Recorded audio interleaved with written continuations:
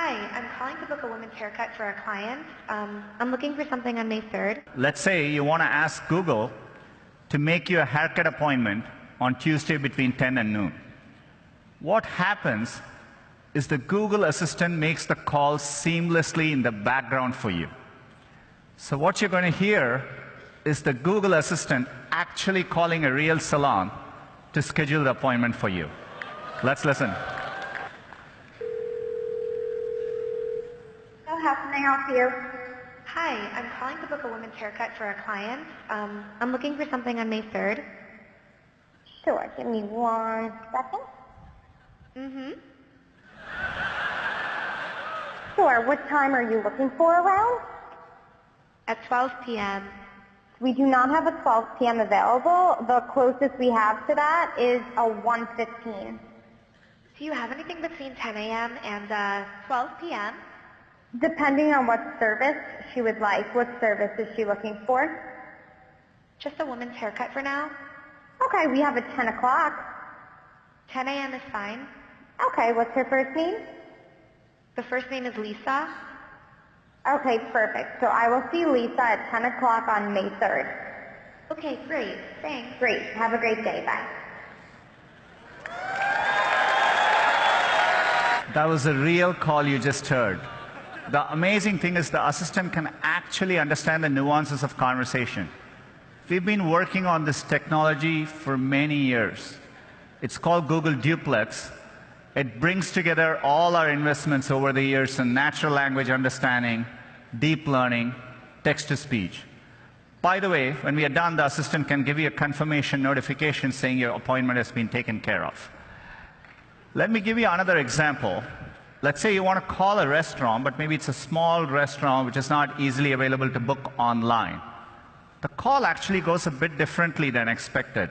So take a listen. See how may I help you?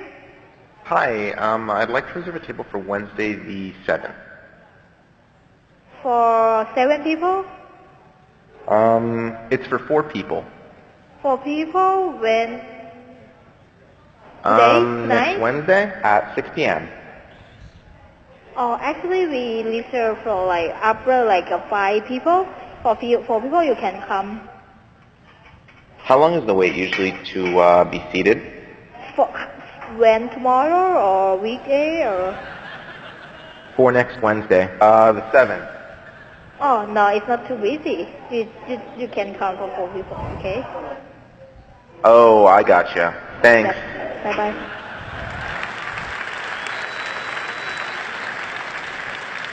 Again, that was a real call. We have many of these examples where the calls quite don't go as expected, but the assistant understands the context, the nuance.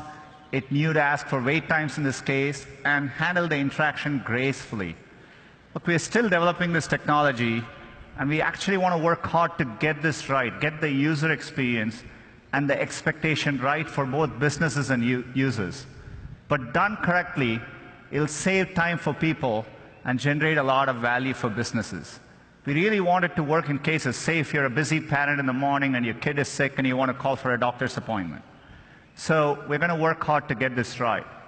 There's a more straightforward case where we can roll this out sooner, where, for example, every single day we get a lot of queries into Google where people are wondering on the opening and closing hours of businesses.